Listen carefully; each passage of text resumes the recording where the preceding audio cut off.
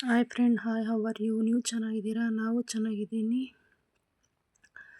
ಮಕ್ಕಳು ಏನು ಆಟ ಆಡ್ತಾ ಇದ್ದಾರೆ ಅಂತ ನೋಡ್ತಾ ಇದ್ದೀರಾ? ಮಕ್ಕಳು ಆಟ ಆಡ್ತಾ ಇದ್ದಾರೆ. ಅಂದರೆ ಅವಳು ಏನು ಮಾಡ್ತಾ ಇದ್ದಾಳೆ ಅಂದರೆ, ಅವಳಿಗೆ ಹುಷಾರಿರಲಿಲ್ಲ.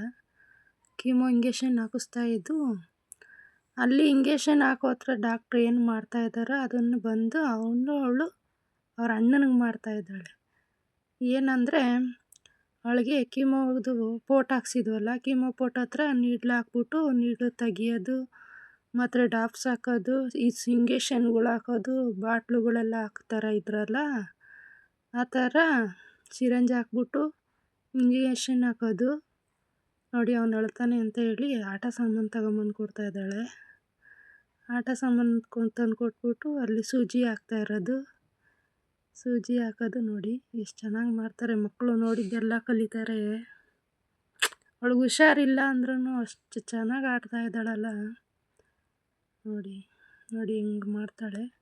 ಹಾಸ್ಪಿಟ್ಲಾಗ ಅವಳಿಗೆ ಏನೇನು ಮಾಡ್ತಾಯಿದ್ರು ಎಲ್ಲನೂ ಮನೇಲಿ ಬಂದು ಅವ್ರ ಅಣ್ಣನ ಜೊತೆ ಅದನ್ನು ಅಲ್ಲಿ ನೋಡಿದ್ದೆಲ್ಲ ಅವಳಿಗೆ ಮಾಡಿದ್ನೆಲ್ಲ ಬಂದು ಅವ್ರ ಅಣ್ಣಂಗೆ ಮಾಡೋಳು.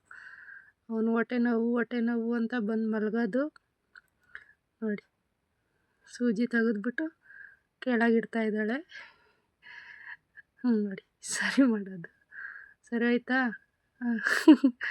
ಹಂಗೆ ಮಾಡೋದು ನೋಡಿ, ಹೆಂಗೆ ಮಾಡ್ತಾಳೆ. ಮಕ್ಕಳು ಹಂಗೆ ಅಲ್ವಾ, ಕಣ್ಣಾಗ ನೋಡಿದ್ದನ್ನ ಕಲಿತಾರೆ. ಮಕ್ಕಳು ಆಡೋದನ್ನು ನೋಡೋಕ್ಕೆ ಖುಷಿ. ಆದರೆ ದೇವರು ಅವಳಿಗೆ ಅಂಥ ಕಾಯಿಲೆ ಕೊಡಬಾರ್ದಿತ್ತು. ಏನು ಮಾಡೋದು, ಏನು ಮಾಡೋಕ್ಕಾಗಲ್ಲ. ನಮಗೆ ಕೊಟ್ಟಿರೋ ಕಷ್ಟನ ನಾವು ಅನುಭವಿಸ್ಲೇಬೇಕಲ್ವ, ಯಾರಿಗೂ ಕೊಡೋಕ್ಕಾಗಲ್ಲ. ಚಿಕ್ಕ ಮಗುಗೆ ದೇವರು ಎಂಥ ಕಾಯಿಲೆ ಕೊಟ್ಬಿಟ್ಟ ಅಂದರೆ ಹೇಳಬಾರ್ದು, ಹೇಳೋಕ್ಕಾಗಲ್ಲ. Thank you for